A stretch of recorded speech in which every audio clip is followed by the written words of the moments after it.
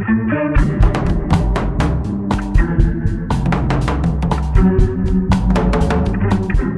me chamo Jamile Nunes, eu sou acadêmica de Engenharia Elétrica da Unifap, membro do projeto Unifap, e nós estamos aqui hoje para apresentar o nosso mais novo projeto, que é o Conscientizando Elas. E para darmos início às nossas atividades, nós vamos fazer uma série de entrevistas com mulheres negras profissionais da área de ciências exatas. E hoje, com muito carinho, eu recebo ela, que é a Isabelle, graduada em Engenharia Florestal pela Universidade Estadual do Amapá, UEAP. Ela que é pesquisadora e ativista. É um prazer estar aqui, né, nesse projeto de vocês. Para mim é muito gratificante estar nesse local, né, de ter saído recente da universidade, retornar e conversar com pessoas também, com outras mulheres principalmente que são das ciências exatas. E para começar a nossa entrevista, a gente quer saber um pouco de quem é a Isabelle. Me conta um pouco sobre a sua história. Tá bom. Bom, eu sou Isabelle Guabiraba, né? Eu sou de uma família completamente formada por pessoas negras e a gente morava no interior do estado. A gente morou até 2006 no município de Porto Grande. E aí meus pais, por em Porto Grande na época não ter uma universidade, os meus pais abandonam a cidade e vêm para Macapá para que os filhos tivessem acesso a universidades, né, públicas, ao ensino superior. E então, como que eu entrei nas ciências exatas? Durante o meu histórico, né, escolar, eu nunca fui uma pessoa que tinha essa empatia assim, com matemática, né, nem com ciências exatas. Pelo contrário, eu sempre fui uma pessoa que gostava muito das biológicas. E como que eu caí de paraquedas na engenharia florestal, né? Eu tenho uma irmã, a minha irmã mais velha, ela é engenheira florestal, apesar da gente ser de áreas diferentes, né? Hoje eu trabalho com sociobio e a minha irmã ela é botânica. E na época que a minha irmã estava fazendo universidade, nós temos 10 anos de diferença. Então, eu não entendia muito bem o que era aquilo, eu era uma criança. Eu só sabia que a minha irmã sempre estava indo para campo e eu achava um pouco interessante. Mas por osmose, né, a gente fala assim, ela acabou me inspirando a eu fazer o curso. E aí em 2016, era o meu ano, na verdade 2015 foi meu último ano de ensino médio, eu estava naquele dilema do que tentar. E aí a gente às vezes fica muito com a cabeça fixa de que a gente precisa entrar em uma federal, na Unifap e tudo mais. E por que não olhar os cursos que tinham disponíveis para tentar na estadual, né, na UEAP. E aí eu fui olhando e comecei a pesar as coisas. Não era a minha primeira opção de curso, confesso. Mas acabei tentando engenharia florestal também, mas muito perdida. Não sabia exatamente o que eu queria e com um pouco de medo, porque quando a gente é uma pessoa negra, então a gente só tem acesso a escolas públicas. A matemática ela não é apresentada, não só a matemática, as ciências exatas como um todo. Ela não é nos apresentada de uma maneira muito assim, boa, parece que é um bicho de 7 cabeças, parece que a gente não é capaz de entender, parece que a ciência exata está muito distante da nossa realidade. E aí eu não sabia muito bem o que eu queria, mas fui e adentrei o curso. Eu digo que o que me fez ficar no curso foi a minha experiência com a pesquisa, porque logo que eu entrei de cara no curso, eu já fui ser bolsista, eu já fui procurar a iniciação científica, muito também pela influência da minha irmã, né, que já tinha passado por isso. E aí que é a minha história, né? Como que eu entro na engenharia florestal. Um pouco de que é um curso que envolve as exatas e as biológicas era uma coisa que eu gostava muito, e um pouco também da assim, por osmose, da inspiração, né, que a minha irmã me trouxe. Certo. Quais são as dificuldades que você enfrentou, né, ao longo, assim, você já falou um pouquinho, né, que teve que mudar de cidade para poder ter oportunidade de estudar numa universidade pública, né, totalmente gratuita, mas, assim, dentro da universidade e também no teu processo de tanto profissional quanto acadêmico, qual foi as maiores dificuldades que tu sentiu por ser uma mulher negra? Então, é até interessante falar que a UEAP ela é uma universidade que eu julgo diferente. Por incrível que pareça, é comum ter uma quantidade maior do que em outras universidades de pessoas negras. Então, se for falar de representatividade, até que eu tinha na UEAP. Eu fui contar, né, quantas meninas negras tinham na minha sala. Na minha turma, nós somos 4 ou 5. Então, isso é uma grande quantidade para um curso de engenharia. A gente sabe que curso de engenharia a gente começa ali, sei lá, com 30 alunos, no final só tem 15, 17. Na minha turma formaram só, acho que 15 ou 16. Mas acho que é isso, assim. como aquilo lá de trás, acho que a minha maior dificuldade de estar em um curso de engenharia foi o que foi me dito lá atrás, de que a matemática, de que as ciências exatas, ela não é feita para pessoas negras, porque parece que a gente não tem essa representatividade. Geralmente, quando a gente vê, enfim, um profissional de engenharia que está ali na mídia, ou que está trabalhando, ou que está nos espaços de, enfim, de elite, são pessoas brancas. E são caras brancos, né? São homens brancos, mais velhos, nunca é uma mulher negra mais jovem, que é o meu caso, né? Eu formei muito jovem. Então a maior dificuldade era de realmente, a representatividade até que eu tinha, mas de realmente me integrar naquele curso, de saber que eu realmente tinha capacidade de estar no curso de engenharia, que eu tinha capacidade de conseguir passar nas disciplinas, porque eu lembro que o meu pior semestre foi o primeiro, assim, cálculo 1, álgebra linear, física não sei o quê, aquilo assusta a gente, principalmente porque na escola pública, eu sou uma pessoa que eu vim exclusivamente de escola pública, desde o meu ensino infantil eu estudei em escola pública, e a nossa base não é muito boa. Por isso também que eu não concordo com o Enem, por exemplo, que a gente compete com pessoas, mesmo tendo as cotas, mas a gente está numa realidade de educação no Brasil diferente.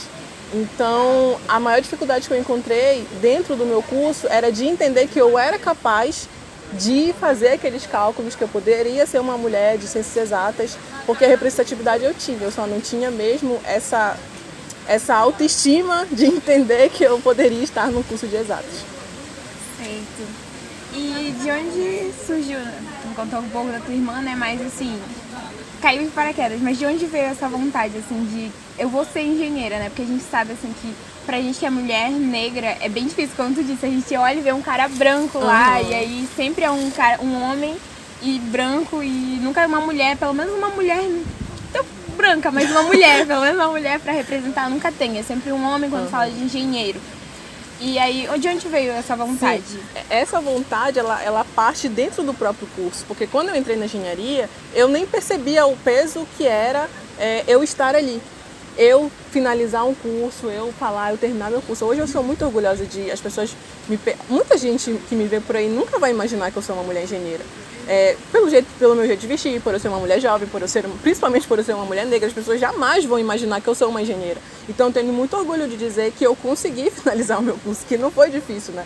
Mas essa vontade de ser engenheira foi no meu caminhar do curso, porque eu não tinha essa mínima noção assim do peso que era, né? Antigamente, a engenharia, eu pensava assim, não, mas é mais do que antigamente, quando você só poderia fazer, para você ser elitizado, você poderia ter 3 opções, medicina, direito ou você fazer engenharia, arquitetura, enfim. Eu não tinha esse peso, eu não achava que era tão, até eu entrar na minha universidade e saber que realmente você permanecer sendo uma mulher negra num curso de engenharia não é fácil, assim, não é fácil mesmo. Então, esse meu olhar de que eu vou finalizar e que eu quero ser engenheira foi executando as atividades. Executando por quê? Porque foi quando eu comecei a entrar na iniciação científica, a procurar estágio, a vivenciar mesmo a experiência do que era ser engenheira florestal. Porque dentro da sala de aula, não.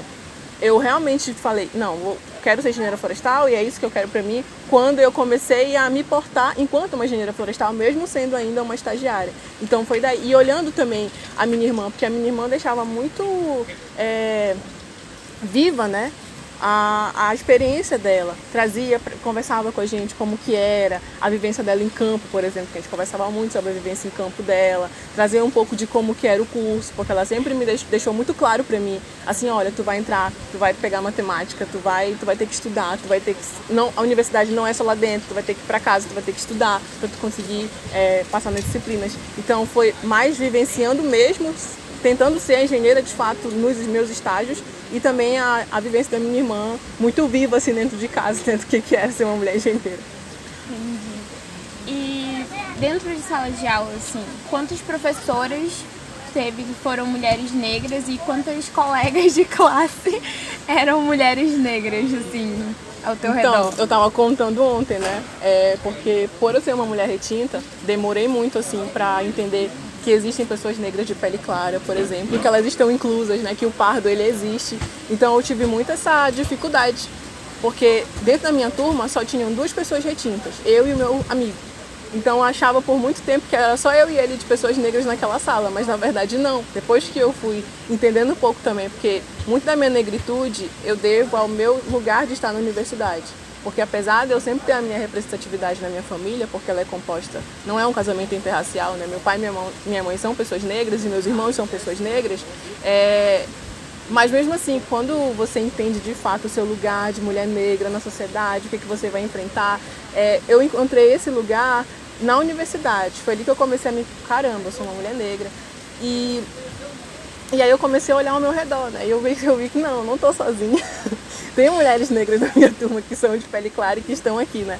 Aí eu fui contar, eu acho que nós éramos em quatro ou cinco comigo, por aí. E a representatividade de professor, não, nunca tive. Na verdade, parando para pensar agora, eu tive, mas ela não foi fixa. Ela deu aula assim rápido, ela deu aula de geoprocessamento pra gente, mas ela teve que dar condensado porque ela passou em outro concurso. Mas pela primeira vez assim eu tive, né, essa representatividade. A UEAP ela tem um ponto muito legal também, que pelo menos na Florestal, os professores que me deram aula, eles são egressos da universidade. Então isso é muito legal. E não eram também completamente pessoas brancas. Mas mulheres, de fato, agora fazendo a contagem, não só de mulheres negras, mas eu tive no meu curso inteiro três professores. O resto são todos homens. Certo.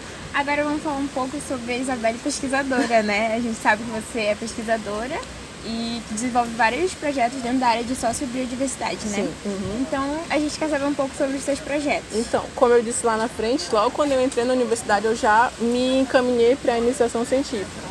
Então, a minha vida acadêmica é também um pouco da minha vida de iniciação científica. É a mesma quantidade de anos, né? Eu tive que fazer 6 anos de graduação por causa da pandemia. Então, fiz 6 anos de iniciação / estágio, porque a minha iniciação científica ela foi na Embrapa Amapá. Então, tudo que eu devo da minha experiência de ser mulher pesquisadora e que eu consigo dizer eu sou uma mulher pesquisadora foi porque eu tive, né, essa collab da UEAP com a Embrapa. Então, eu entro lá e na minha primeira bolsa eu já entro nessa parte de sociobiodiversidade, que é um conceito que fez eu realmente me apaixonar pelo meu curso, de eu entender que a engenharia florestal não é só a engenharia florestal que a gente já pensa quando a gente escuta o nome, que é a engenharia da floresta, mas que as pessoas que estão ali também fazem parte do ecossistema. E foi aí que eu entendi o que era esse conceito, e aí eu fui bolsista. A minha primeira bolsa foi no Arquipélago do Baili, que é um lugar que eu tenho muito carinho e que duas das minhas iniciações científicas foram lá, e eu acabei voltando depois para fazer meu TCC de tão apaixonada que eu fiquei.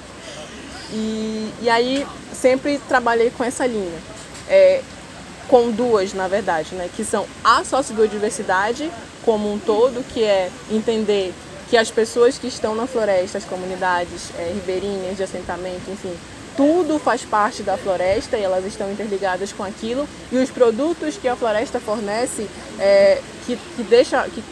que mantém, né, a floresta em pé. Muito se fala de que o engenheiro florestal ele só trabalha com a madeira e que, enfim, a gente vai derrubar a floresta e tudo. Mas a gente também trabalha com outras linhas, que é o meu caso, que eu trabalho, além da sociobio, eu trabalho com os produtos não madeireiros, que é tudo que a floresta fornece pra gente que não é madeira, sementes, folhas, frutos, e no meu caso são as sementes, né? Então eu interligava as comunidades e as cadeias produtivas que elas trabalhavam. E aí os meus carros-chefes de produtos são óleos, né? Óleos vegetais, que é o óleo que a gente muito conhece aqui na Amazônia, que é a andiroba. E o que eu mais pesquisei, de fato, com a minha orientadora, enfim, foi o pracaxi. Então, trabalhei com esses dois óleos, interligando as pessoas que trabalhavam com eles para ajudar elas nas cadeias e transformar eles em economias locais. Porque a gente dei um panorama de que a Amazônia tem óleos vegetais e que produz muita coisa, mas é uma visibilidade de economia fora, né? Então, tornar isso uma economia local e regional. E aí foi isso, né? Eu acabei trabalhando com essas linhas, e minha primeira bolsa também, eu trabalhei com açaí, eu retorno para o açaí agora, depois que eu estou formada.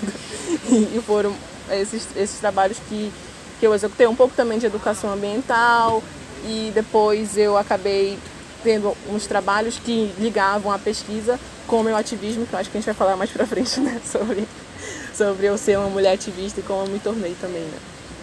Sim. Posso continuar? Pode.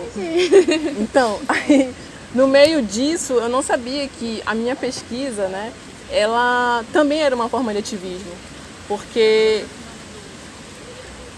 como que eu vou falar das pessoas que estão na floresta e ajudá-las elas com os produtos que elas, enfim, usam e comercializam, sem falar que elas estão longe daqui de Macapá, que elas não têm direitos básicos, que elas não têm saneamento básico, que elas não têm água potável, que elas não têm energia elétrica, enfim. Então, quando eu falava dessas pessoas, eu nem estava percebendo que eu estava sendo uma mulher ativista, porque eu estava dando visibilidade para elas e tentando ajudar elas, com todo o meu grupo de pesquisa, a terem uma vida melhor. E em 2020 eu acabei mostrando muito no meu Instagram, assim, eu uso muito meu Instagram para mostrar o que eu estou fazendo. Então eu mostrava muito do que a minha vida na UEAP, a minha vida na Embrapa, que eu ia todo dia para esses dois lugares, eram as minhas duas casas.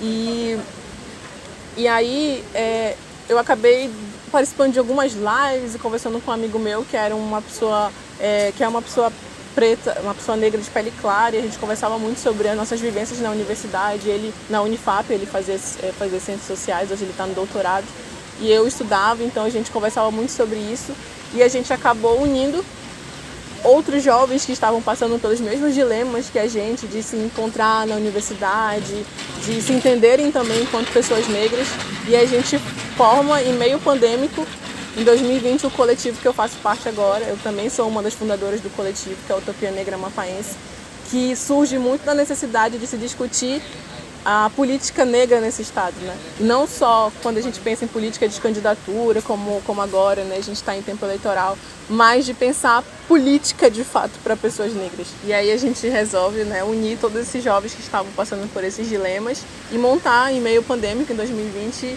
um grupo, né? A gente nem denominava coletivo ainda, para a gente discutir todas essas questões. E a gente foi crescendo e foi enfrentando várias coisas durante esse apagão, enfim, pandemia. E esse ano, ou ano passado, a gente conseguiu estruturar melhor, porque a gente conseguiu se conhecer pessoalmente, se organizar melhor, ter um espaço. Hoje a gente está com um espaço físico.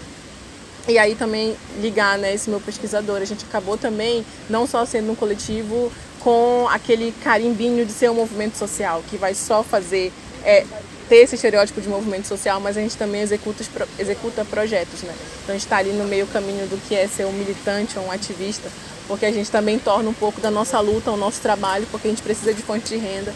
Então hoje a gente também participa de editais, e a gente já teve já tem uma carreira de executar projetos, né? E o primeiro deles que a gente executou foi o Vida Sobre as Águas, que aí eu consegui entender esse meu lado, né? De ser uma mulher ativista e também ser pesquisadora, porque eu virei coordenadora de pesquisa do projeto, e foi muito incrível para mim, porque eu trabalhei especificamente com mulheres negras. O projeto visava falar um pouco sobre a vivência das mulheres negras do bairro do Congós, que moram, né, em áreas de ressaca, e levar para elas um pouco sobre o conceito de racismo ambiental, que não é discutido, mas que ele é existente aqui nesse estado, e que as pessoas que estão afastadas do centro da cidade estão sem saneamento básico, principalmente, né, era uma das pautas assim, de não ter saneamento básico, que percorre muito quando a gente fala de áreas de ressaca.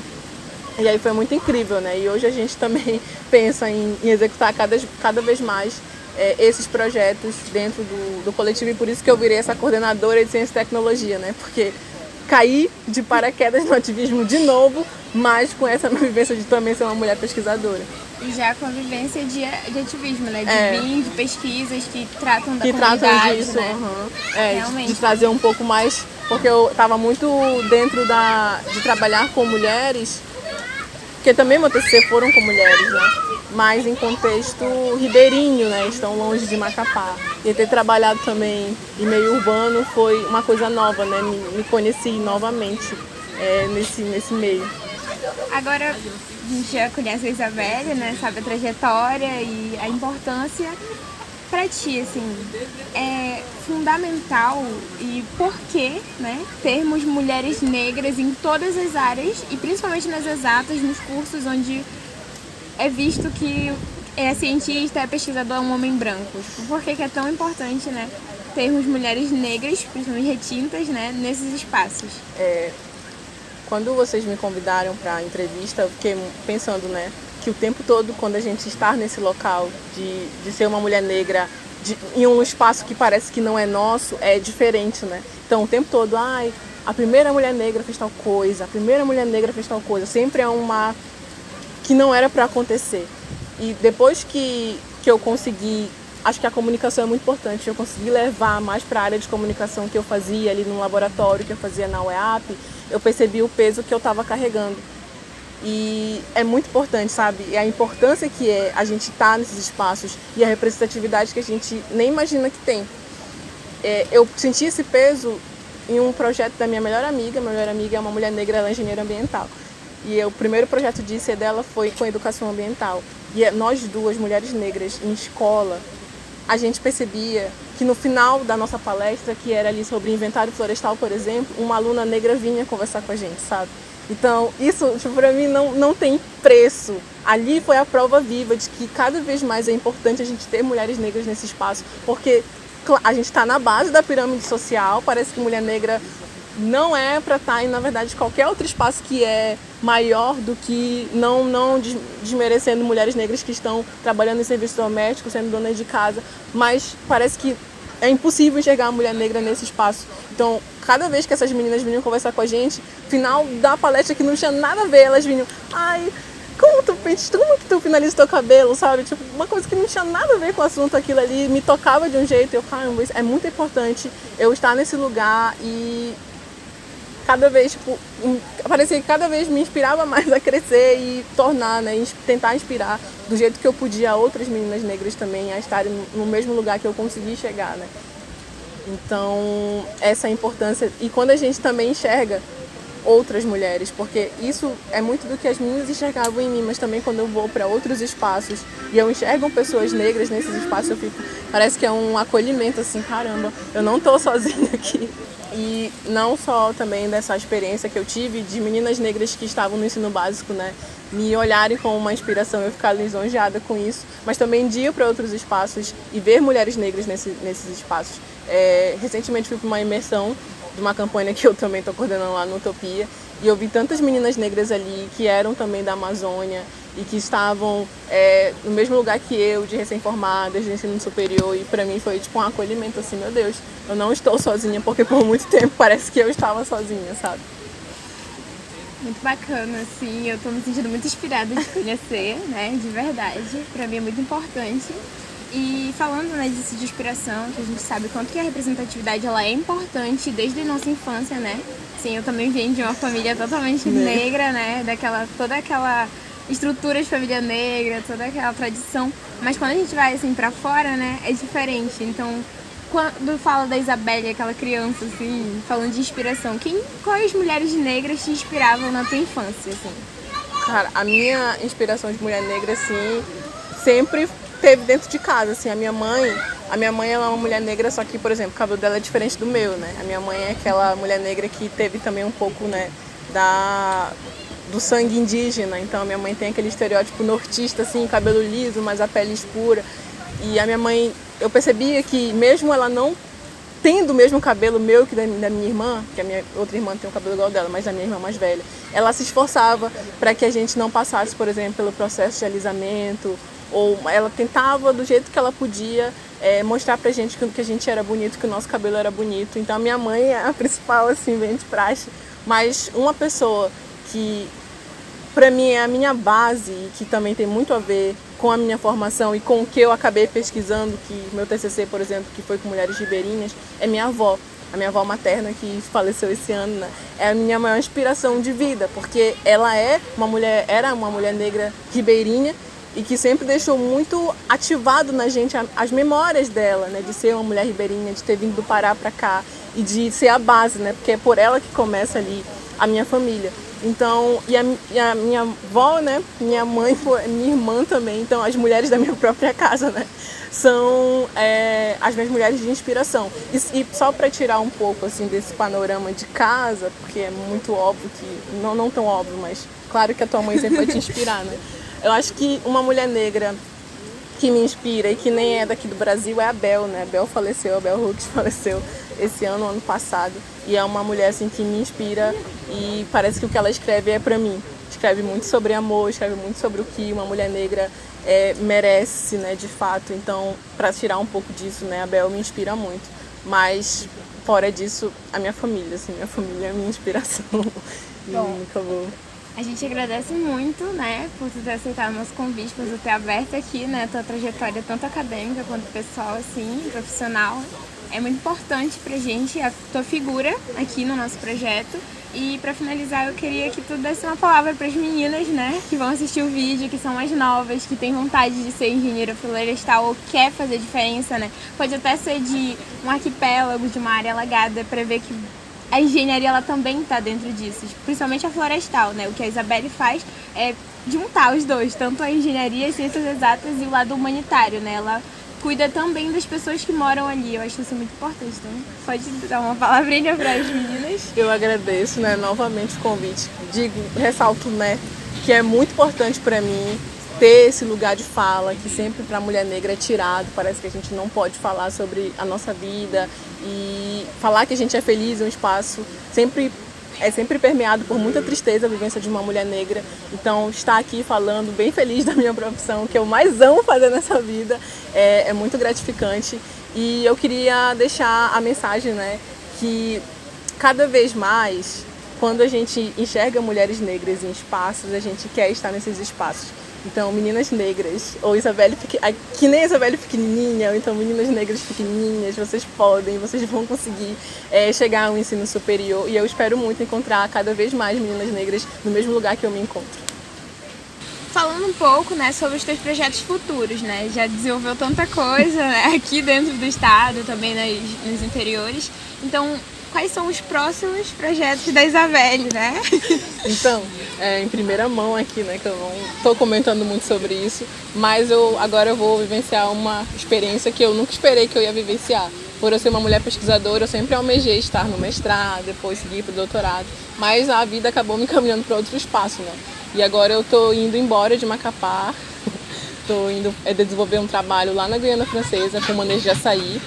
Então, eu vou ser coordenadora de biodiversidade lá dentro de uma empresa para trabalhar. É uma empresa que já trabalha, né, com processamento de açaí, que é uma agroindústria, mas eles também querem executar o manejo de açaí. Eles gostariam muito de fazer a contratação de um engenheiro florestal, né? Engenheiro florestal brasileiro, mas acabou chegando eu, engenheira florestal brasileira e amapaense. E aí eu já estou indo embora, agora, né, em outubro, e não tenho uma data para voltar. Então, vou lá tentar desenvolver esse trabalho. Estou muito nervosa, mas eu espero que dê certo. A gente aguarda, né, as notícias falando da Isabelle na Guiana Francesa.